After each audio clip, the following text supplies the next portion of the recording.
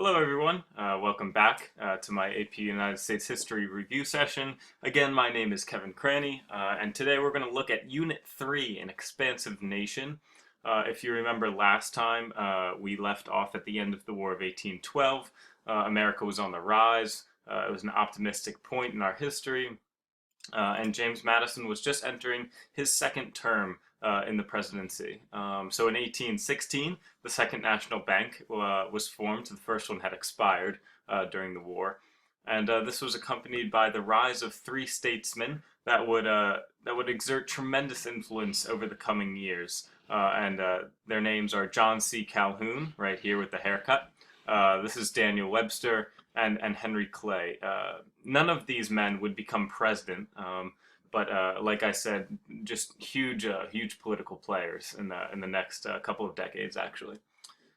So Henry Clay was a major orchestrator of this American system or American plan. He pushed for protective tariffs that benefited the North, increased land prices in the West, and pushed for internal improvements funded by the national government. But like I said, none of them would become a president. James Monroe would succeed James Madison in 1816. He was another Democratic Republican, and he improved relations with Great Britain. He made Florida a state after Andrew Jackson, the general from the War of 1812, took it militarily. We settled it diplomatically and peacefully with Spain. The Missouri Compromise made Missouri a slave state and Maine a free state to maintain the balance between slave and free states, and established the 3630 line as for the future, whether or not slavery would be allowed. North of the line, obviously, it would be prohibited, and south of the line, slavery would be permitted. Right here in the center is John Marshall. He was the Supreme Court Chief Justice during this time, and over a series of court rulings, he worked to strengthen the national government. The Monroe Doctrine is also something you really need to know. During this time, there was many independence movements in Latin America, but they were still weak, and the European imperialists wanted to come over and take them again. But Monroe said, no, America is for the Americans, and he kept them out. So he was done after 2 terms, and the election of 1824 was incredibly interesting. We had 4 candidates very capable of winning the election. This is John Quincy Adams, William Crawford, Andrew Jackson, the general, of course, and Henry Clay. So the popular vote was not close enough to determine a winner, so it went to the House of Representatives. And the Speaker of the House at the time was Henry Clay, and he struck the corrupt bargain, what would become known as the corrupt bargain, with John Quincy Adams. And he said, look, if you make me Secretary of State, I'll make you the president. And that's what happened, and John Quincy Adams won, and sure enough, Henry Clay got that Secretary of State position. So the Adams administration, John Quincy Adams was an incredibly smart man, very hardworking, but he proved to be an ineffective president and politician. He was very stubborn, not able to find common ground with Congress, and during this time, Andrew Jackson, who was furious with the result in 1824, was already campaigning. He formed the Democratic Party, and in 1828, he beat Quincy Adams in a landslide.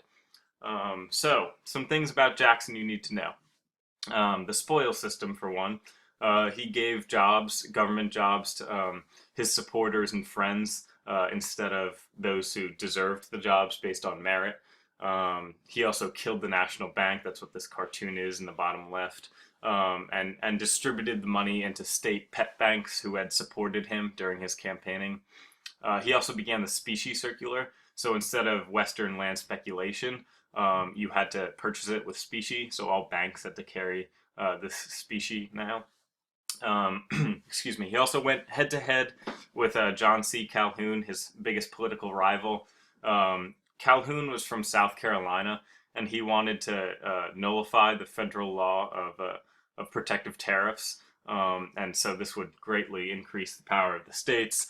But Andrew Jackson put that down with an iron fist. It was very ugly. Him and Calhoun did not get along at all. So Perhaps the most famous part of the Jackson administration is the Indian Removal Act and the Trail of Tears. I'm sure you remember learning about it. Uh, Jackson forcibly removed thousands of Native Americans who had been on that land for hundreds of years, and just made them go into Western territories. Um, so Jackson was incredibly popular, but in 1836, Martin Van Buren, the Democrat, another Democrat, became president. He inherited some economic problems that Jackson probably started. The Panic of 1837 being one of them, just a major economic recession. Van Buren combated that with the creation of the independent treasury. But during this time, the Whig Party was growing in power and influence, very similar to during John Quincy Adams, his administration. The Democratic Party was growing popular. The Whig Party was growing popular during Martin Van Buren's presidency. So let's compare Democrats and Whigs. Democrats were mostly anti-tariffs, whereas the Whigs wanted protective tariffs. Democrats were against federal money for internal improvements, but the Whigs were for federal money for improvements in infrastructure. Democrats, especially Jackson, were against the national bank, but the Whigs wanted one. Democrats were pro-expansion, started throwing around the term manifest destiny, that it was meant, it's divine that we need to take all of America from the Atlantic Ocean to the Pacific Ocean. But the Whigs were leery of expansion. Whigs were also anti-slavery in new territories to a degree, but Democrats were pro-slavery. So let's take a break from political history and talk about the development of a market economy in America. There was a whole lot of technological advancements during this time. Agriculturally, the cotton gin was invented along with the McCormick reaper. That just really makes agriculture much more efficient, contributes to the Western land expansion. As far as transportation goes, the development of railroads, steamships, the construction of canals, like the Erie Canal. Again, this encourages Western expansion as well, and it makes just transportation in general much easier and more accessible to everyone. Along with the development of railroads, the telegraph is discovered, which obviously greatly improves communication capabilities in the country. And early industrialization starts mostly with water mills, like this one in the center, and textile mills, especially in New England with the whole Lowell system. So, during this time, lots of new immigration, mostly from Ireland and Germany. The Irish were pushed out of their country because mostly of the potato famine in the late 1840s, also politically and religiously oppressed by the English. I mean, they were Catholic, which was unpopular there. But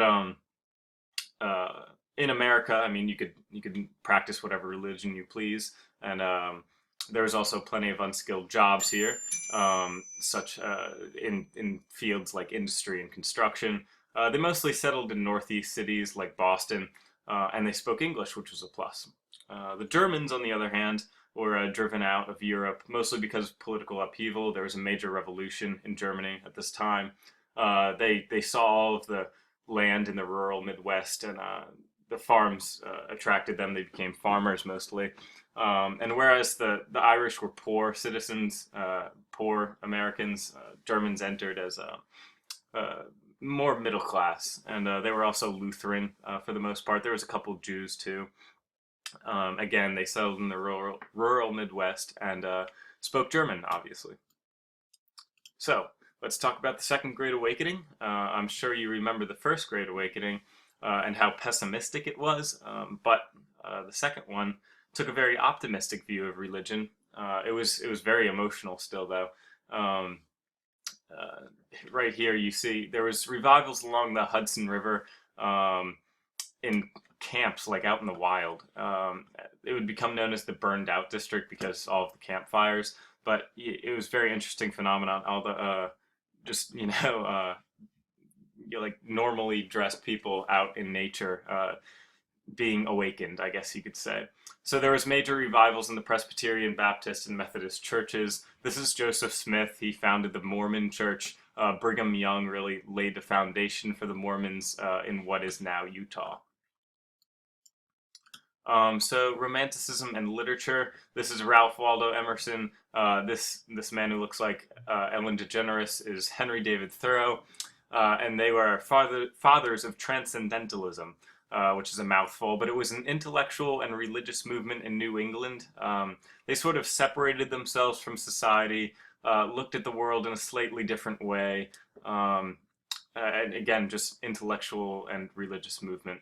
We also see growth in American literature with names like Nathaniel Hawthorne, Emily Dickinson, Edgar Allan Poe. And we had better education system and higher literacy rates, so newspapers grew in popularity. Let's talk about antebellum reform, mostly led by women. Movements like temperance, which refrained from the use of alcohol. This is Dorothea Dix in the top left, and she led reforms in prisons and asylums. This is Elizabeth Cady Stanton and Susan B. Anthony, and they are mothers of the early women's rights movement in America. I'm sure you remember the Seneca Falls Convention in New York, which really started the whole women's rights movement here. And some utopian communities like the Shakers, Oneida, and New Harmony started to spring up. So, getting back to political history, William Henry Harrison was the first Whig president, and he was elected in 1840 following Martin Van Buren's term. But he died, unfortunately, 1 month after his inauguration. So this is John Tyler, his vice president and successor. So during his presidency, lots of Western expansion, like I said earlier, via overland trails like the Santa Fe Trail or the Oregon Trail, and migration all the way into California, even if that was Mexican territory. Speaking of Mexico, they got their independence from Spain finally, thanks to the efforts of Miguel Hidalgo and a whole lot of other revolutionaries. So we had American immigrants into Mexico, and a group of these immigrants in this area right here rebelled against Mexican rule, and after their loss at the Alamo, the series of victories, and they become the sovereign state of Texas. So they're not a sovereign state for very long, because James K. Polk becomes president in 1844, and he annexed Texas in 1845, and it becomes a state. He also settles the Oregon boundary dispute with Great Britain peacefully. He just extended the 49th parallel, which was our northern border before. But it was a good possibility that we would go to war with Britain over that Oregon territory. We did go to war with Mexico. We provoked them into a war. Zachary Taylor and Winfield Scott were two major American generals, and they were both Whigs trying to make a name for themselves for the election of 1848. But thanks to their efforts, we were able to capture Mexico City and win the war. With the Treaty of Guadalupe Hidalgo, we were able to get all of this territory right here in gray, and we had all of the land that makes up the mainland USA today. So manifest destiny, I guess you could say, was fulfilled. Polk falls sick. He can't run for re-election in 1848. That's him right there, too, by the way. I didn't point that out. But he falls sick. Zachary Taylor, actually, the general, I guess he made a good name for himself during the war, because he would become the president in 1848, and the events leading up to the Civil War, as we know them today, would start taking place under Zachary Taylor's eye. But more on that in the next video. Thank you very much for watching. I hope you took a lot out of it. If you have any questions, just leave them below in the comments section, and I'll see you next time. So thank you very much. Goodbye.